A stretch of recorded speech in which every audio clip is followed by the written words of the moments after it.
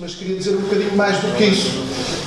Sobretudo porque acho que a União Europeia não está a fazer tudo o que deve e está a fazer algumas coisas que não deve. E, portanto, eu queria vos dizer também um bocadinho daquilo que eu acho que deve ser feito. Mas queria-vos antes dizer uma coisa, que talvez ajude a compreender estas questões do ambiente. Eu acho que a intervenção, a apresentação que o professor Carlos Marques da Silva nos fez aqui de início foi muito interessante e útil de vários pontos de vista, mas há uma coisa que aquilo deixou claro, não é? A história do nosso planeta não começou quando nós entramos em cena. Isto já cá estava há muitos anos, há muitos milhões e milhões de anos. Mas quando o homem entra em cena, é uma parte muito pequenina da história do nosso planeta, é a tinta que se põe no topo da Torre Eiffel. Nós produzimos alterações tais que algumas delas, é verdade que sempre houve alterações, mas algumas delas processam-se agora, fruto da nossa intervenção, a uma velocidade muito superior àquela que se processariam naturalmente, e algumas nem sequer se processariam naturalmente, mas se deixássemos apenas o tempo correr. Isto não resulta apenas, às vezes alguns querem nos convencer que isto resulta apenas de uma soma de comportamentos individuais, daquilo que vocês fazem na vossa vida cotidiana enquanto consumidores, e que se formos todos um bocadinho mais conscientes, que a coisa pode ser diferente. Não quero menosprezar a importância disso, de cada um individualmente, no seu dia-a-dia, desde o não atirar o lixo para o chão, a procurar ter um consumo mais responsável, não ir além daquilo que necessita para satisfazer, digamos, necessidades não apenas mínimas, mas aquilo que são as vossas necessidades cotidianas. Isso é importante, mas em última instância isto depende da forma como todos nos organizamos enquanto sociedade para satisfazermos as nossas necessidades. Desde que o homem existe sobre a Terra, que o homem transforma a natureza. Nós precisamos de produzir coisas para satisfazer as nossas necessidades, das mais básicas às mais elaboradas, e para produzir essas coisas há duas coisas que são fundamentais. Uma é o trabalho humano. Se a gente não tiver uma intervenção, os homens não transformarem as coisas, elas não se criam. E outras são as coisas em si mesmo, a matéria-prima, aquilo que a gente vai buscar à natureza. Para fazer os edifícios, como lembrava o professor Carlos, a gente tem que ir rebentar com uma montanha para lhe tirar o calcário, mas depois aquilo é só calcário, não é um edifício como este em que nós estamos. E é aí que entra o trabalho humano. A gente precisa destas duas coisas, das matérias-primas que encontramos na natureza e do trabalho humano para transformar e construir aquilo que a gente precisa para satisfazer as nossas necessidades. Daí resulta uma coisa, que é também, para além de irmos buscar as matérias-primas, nós produzimos a maior parte das vezes resíduos também, porque nem tudo aquilo que a gente vai buscar para produzir uma coisa é incorporado nessa coisa. Há coisas que se perdem para o ar, para o solo, para a água, e daí resulta aquilo que nós introduzimos no solo, na água e no ar, para lá do que era a sua concentração natural e que chamamos poluição. E, portanto, nós consumimos matérias-primas e produzimos resíduos. E no meio disto está o trabalho, a nossa intervenção sobre as coisas, para as transformar e para satisfazermos as nossas necessidades. Mas nós podemos fazer isto de formas muito diferentes. Desde logo, o avanço da ciência faz com que hoje coisas que eram encaradas como desperdício há uns anos, a gente já olha para elas como matéria-prima também. Há coisas que a gente atirava para os rios, para o solo, para o ar, e que hoje sabemos que, se não atirarmos e as aproveitarmos, podemos produzir algumas coisas. Isso evita que vamos buscar de novo matéria-prima e evita que lancemos a poluição. E, portanto, a ciência dá aqui uma ajuda. Mas há uma coisa que a ciência ainda não faz, e essa tem a ver connosco, que é a finalidade da produção. Para que é que a gente quer, em última instância, produzir? Nós vivemos numa sociedade, a forma como hoje nos organizamos, na maior parte dos países do mundo, já devem ter ouvido a expressão a sociedade do consumo, não é? Sociedade de consumo. Se quiserem, em termos económicos, aquilo que nós chamamos o sistema capitalista, em que a finalidade da produção é o quê? Quem é que sabe? Alguém tem uma ideia? É o lucro. Alguém disse aí atrás. É o lucro.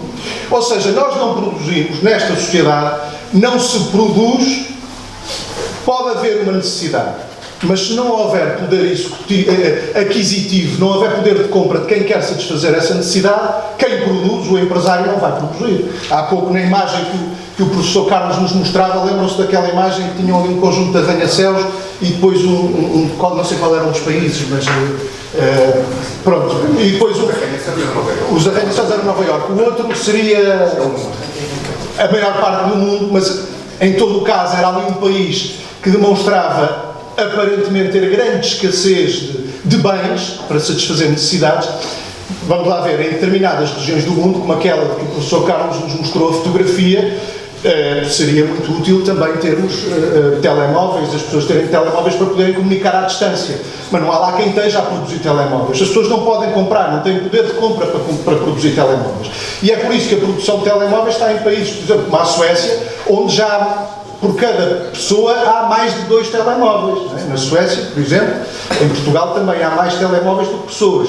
Mas na Suécia, e poderiam vocês dizer, então caramba, os outros não têm nada, têm mais necessidade do que aqui onde já há 2 por cada pessoa, na Suécia onde já há 2 por pessoa. Há uma diferença, é que a finalidade da produção, sendo o lucro, o empresário que produz telemóveis sabe que na Suécia produz e que lhe compram, ou seja, que tem lucro e portanto vai para lá produzir. Em África, ou na esmagadora maioria da África subsaariana, esse poder de compra pura e simplesmente não existe, e portanto o número de telemóveis, já existem muitos, já agora, é bom dizer que já existem apesar de muitos, mas é muito menor, está longe de existir, por exemplo, 1 por cada pessoa ainda, não é?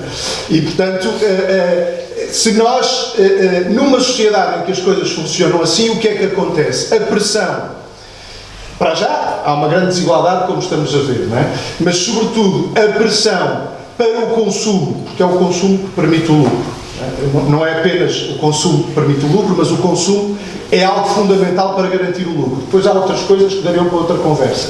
Mas, sendo a finalidade da produção, primeira, o lucro, a pressão sobre os recursos naturais acaba sempre por ser maior. Porque mesmo numa altura em que nós possamos considerar que estão satisfeitas uma gama muito alargada de necessidades, continua a haver uma pressão para não já satisfazer necessidades, mas para criar essas necessidades e para as satisfazer, com isso conseguindo lucro através do consumo que as pessoas fazem. Claro que isto não tem que ser assim, eu pessoalmente acredito que não tem que ser assim. Acho que se nos organizarmos de uma ou outra forma que tenha como objetivo principal da produção, da tal transformação que a gente faz na natureza para satisfazer necessidades, se o objetivo primordial, em vez de ser o lucro, seja a satisfação das necessidades elas mesmas, a coisa, estou convencido, pode funcionar melhor do ponto de vista da relação que a gente estabelece com a natureza e com o planeta. Tendo, por um lado, consumindo menos recursos e, por outro lado, emitindo menos poluição, menos resíduos, menos lixo resultante do processo de produção. Bom, este introito, que já foi quase todo o tempo que queria gastar para vos dizer alguma coisa, leva-nos à segunda parte, que é, ao longo dos anos, ao longo do tempo, foi nos países onde a transformação da natureza começou a ser feita mais cedo e mais rapidamente, a ser mais profunda. Os países que primeiro se industrializaram foram esses países que também mais cedo começaram a sentir as consequências dessa nossa intervenção sobre a natureza. As consequências quer do consumo excessivo de determinadas matérias-primas, quer do retorno à natureza do resultado do lixo da produção, que resulta da nossa produção material.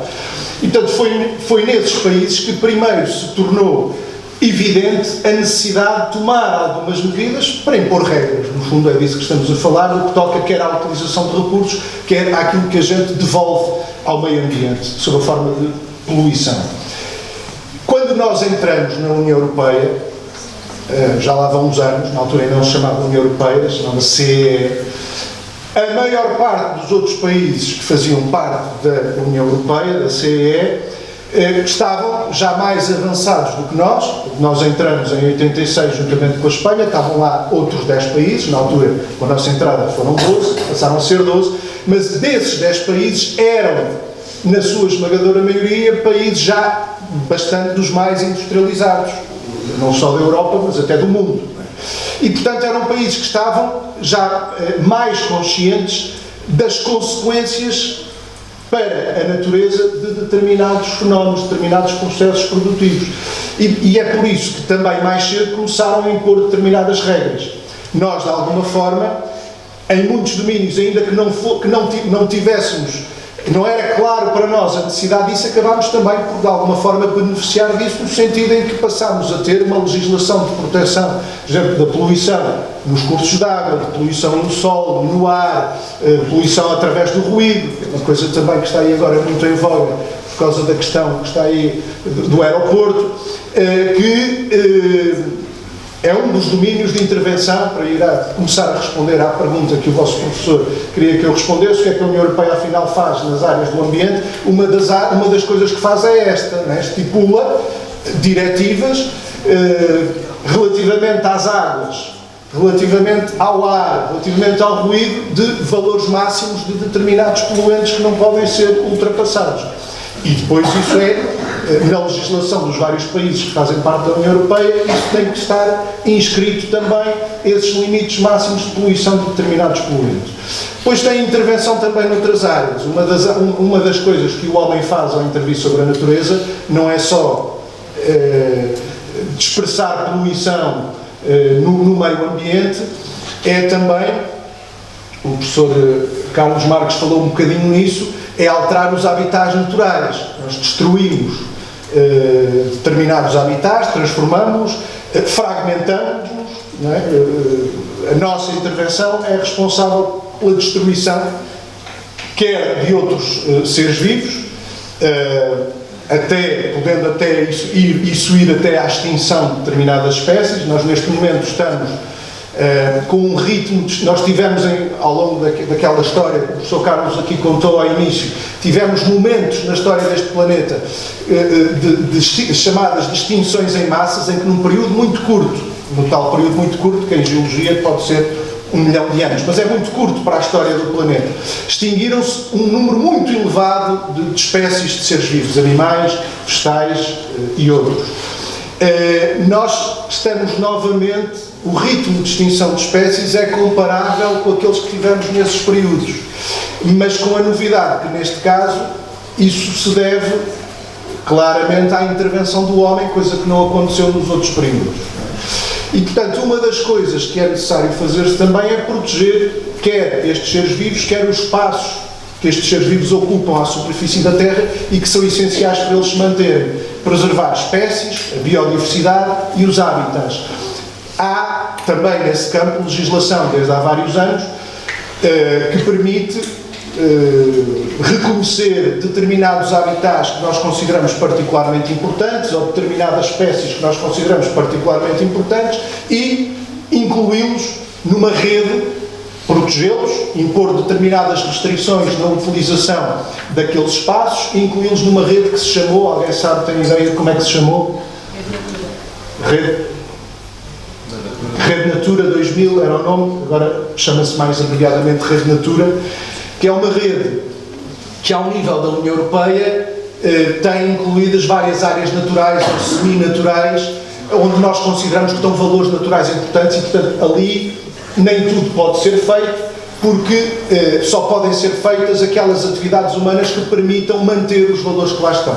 Nós estamos aqui muito perto de uma, que é o sítio de importância Tejo, que tem uma zona grande do estuário do Tejo, onde, que é, já agora, o maior estuário da Europa Ocidental e onde temos um número muito significativo de espécies com um valor de conservação muito elevado, sobretudo espécies de aves, os tais descendentes dos dinossauros, aquáticas, né? E que levam a, por exemplo, esta área tinha sido classificada e incluída nessa rede Natura. E depois daqui resultam restrições. Vocês devem estar a pensar nesta altura, tem que fazer um aeroporto, não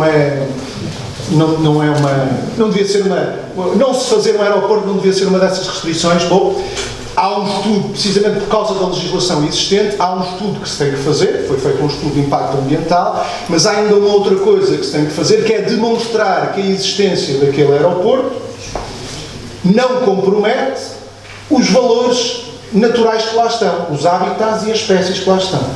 E isto aqui não chega a dizer, como dizia há dias um secretário de Estado, que os pássaros são espertos e desviam-se dos aviões. Não, tem que se fazer um estudo e demonstrar que aquilo não vai ser afetado pelo funcionamento do aeroporto. É apenas um exemplo que estou a dar, mas isto acontece em muitos outros casos, mas como é um exemplo próximo, tanto geograficamente como tem a ver com uma questão de atualidade que toda a gente anda aí a discutir, para vocês perceberem até onde intervém a legislação que temos no domínio do ambiente. Claro que isto depois não é tudo perfeito, e aqui entra um bocadinho da crítica que posso ir fazendo, não é? Porque depois há situações em que mesmo afetando os valores naturais que lá estão, até irremediavelmente, a legislação pode permitir que as coisas se façam. Não estou a dizer que é o caso aqui no aeroporto. Neste caso, acho que não, porque uma das condições é que não haja nenhuma outra alternativa, e ao que parece até existem outras alternativas neste caso, portanto não será aqui, mas digamos, em geral, a legislação permite em determinadas circunstâncias. Pronto. Já vimos legislação no domínio da poluição, água, ar, solo, ruído, legislação no domínio da biodiversidade, da conservação das espécies e dos habitats. Temos muita outra legislação que tem a ver sobretudo com a exposição a produtos químicos, a pesticidas, em que são estabelecidos valores de limite de acordo com aquilo que a gente conhece, que é o impacto dessas substâncias na natureza ou na saúde humana. Anda aí uma discussão muito agora na ordem do dia, que já devem ter ouvido falar, que é o problema do declínio dos polinizadores e particularmente das abelhas. De repente, na Europa começou a haver um declínio muito grande de insetos polinizadores, e sem insetos polinizadores nós estamos ameaçados também de alguma forma, porque não há um conjunto de culturas importantes das quais dependemos. Já não falo apenas de sistemas naturais, mas mesmo sistemas agrícolas que precisam da existência de polinizadores, e não havendo esses polinizadores, nós podemos ter problemas muito sérios, até do ponto de vista da alimentação, e acredita-se que esse declínio possa estar associado a determinadas espécies de pesticidas. Ora, a legislação da União Europeia neste momento está a ser modificada, ainda não com a velocidade que seria desejável, mas está a ser modificada para ver que pesticidas provocam esses efeitos, quer na saúde humana, depois também há uns efeitos complicados na saúde humana, quer nesses sistemas naturais, para poderem ser incluídos numa lista negativa de substâncias que não podem ser utilizadas. É um exemplo de outro domínio. E outro domínio, que eu ainda não aqui falei, mas que não falámos já aqui bastante hoje, que é o das alterações climáticas. Hoje, digamos assim, quando a gente pensa em problemas ambientais, é aquele que adquire automaticamente uma maior visibilidade, são as alterações climáticas. Os problemas ambientais que hoje enfrentamos não se cingem às alterações climáticas, e já aqui falámos de outro, mas este é um problema importante pelas repercussões que pode ter à escala global e num conjunto muito diversificado de áreas das nossas vidas e também no planeta. Bom, em relação às alterações climáticas, também estão a ser definidas algumas medidas e alguma legislação.